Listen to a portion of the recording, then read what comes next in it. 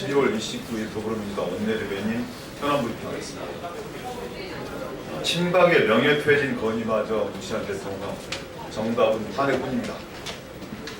90초 사과, 9분 재사과, 13분 회동도 모자라 이젠 친박 변호사를 통한 배째라 문자 통보였습니다. 검찰 조사에 성실히 응하겠다는 대국민 약속은 3번의 검찰 조사 요청 거부로 허언이었음이 드러났습니다. 친박 중진들의 명예퇴진 건의마저 여러 말씀을 경청하고 있다며 거부 의사를 밝힌 대통령은 정녕 국가와 국민을 조금이라도 생각하는 것입니까? 200만 촛불 민심에 대한 대통령의 응답은 명백해졌습니다. 너희는 촛불을 들어라. 나는 내 갈 길을 간다. 대통령의 후한무치에 국민들은 분노한다. 이제 또 어떤 이유로 특검을 거부할 것입니까? 또 어떤 이유로 퇴진을 거부할 것입니까? 상식을 벗어나고 상상을 뛰어넘는 대통령의 아집에 할 말을 잃었습니다. 국민으로부터 퇴출당한 대통령이 국정 역사 교과서 강행, 한일 군사 정보 보호 협정 등 국가의 근간을 흔든 것도 모자라 어제는 친박 챙기기 경찰 인사까지 단행했습니다. 이것이 급박한 시국에 대한 수습방안을 마련하는 일이었습니까? 국민에 대한 최소한의 도리마저 저버린 채 점점점 추해져가는 대통령의 모습이 안타까울 뿐입니다. 법을 무시하고 국민을 우습게 여기는 대통령에게 남은 것은 탄핵뿐입니다. 좌고우면하지 않겠습니다. 어떤 정치적 고려도 없습니다. 오로지 200만 촛불 민심과 5천만 국민의 뜻을 받들어 철저한 특검과 국정조사, 탄핵으로 대통령을 심판할 것입니다. 최순실 예산은 발벗고 나서더니 아이들 예산은 못 주겠다는 황당한 청와대에 대해서 말씀드리겠습니다. 우리 당은 그동안 수차례 누리과정 예산의 일반 회계 포함을 주장해왔습니다. 우리 당을 포함한 원내 3당은 누리과정 문제에 매듭이 필요하다는 점에 깊이 공감하고 타협안을 도출했습니다. 하지만 청와대와 정부는 사실상 협상 마지막 날인 오늘까지도 이를 수용하겠다는 답이 없습니다. 국회를 또 한 번 무시하는 처사입니다. 기선 실세를 위해선 수천억 원의 예산을 편성하면서도 국가의 미래인 아이들을 위한 예산에는 왜 이리도 인색하게 구는 것입니까? 집권 여당의 타협안마저 무시하는 청와대의 오만과 독선이 놀라울 따름입니다. 오늘이 마지막 날입니다. 만일 청와대와 정부가 끝까지 국회의 노력을 거부한다면 예산안과 법인세 등 예산 보수 법안을 원칙대로 처리할 수밖에 없다는 점을 다시 한번 강조합니다. 교육부는 국정교과서 대필 의혹의 진상을 낱낱이 밝혀야 합니다. 교육부가 발표한 국정교과서가 박근혜, 최순실 교과서, 친일 미화 교과서에 덧붙여 대필 교과서였다는 의혹이 나왔습니다. 초고본 자체가 교과서로 사용되기에 정확한 수준이었고 보완을 위해 국사 편찬위 직원들이 대거 동원돼 수정, 보완 작업을 거쳤다고 합니다. 단순 맞춤법 교정 차원을 넘어서 내용 보완까지 이루어진 말 그대로 대필 수준이었다고 합니다. 실로 어처구니가 없습니다.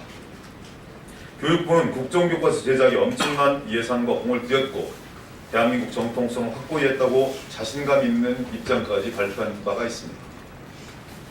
하지만 실상은 조악하고 편향된 필진 구성을 비롯해 왜곡, 과장, 이화, 대필 의혹뿐입니다.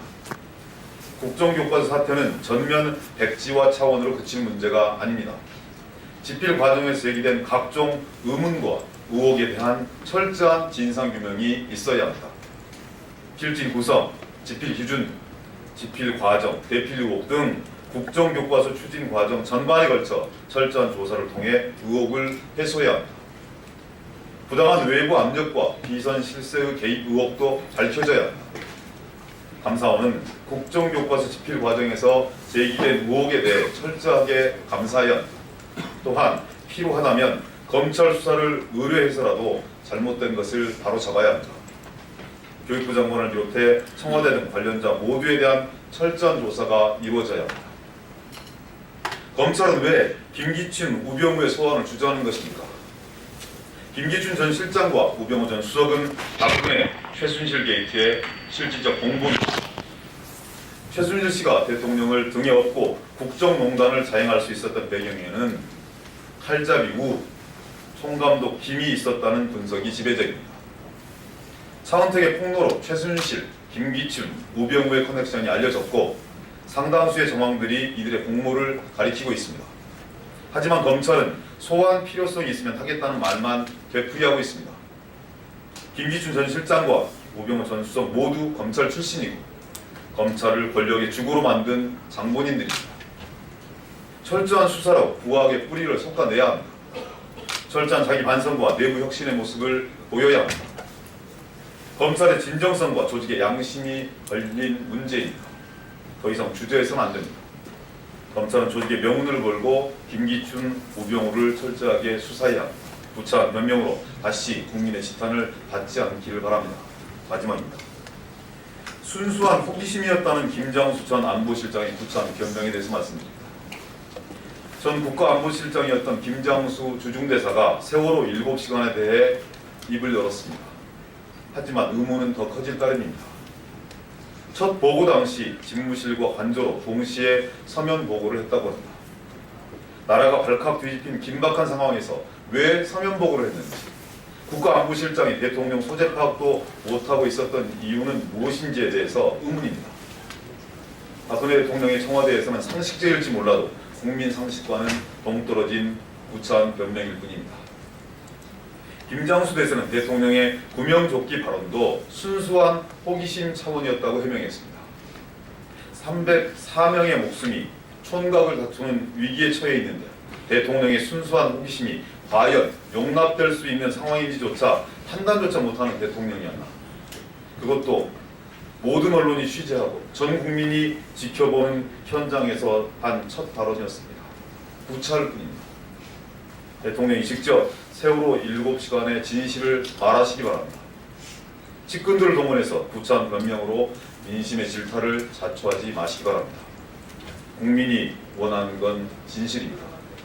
유족의 한을 푸는 첫걸음입니다. 이상입니다.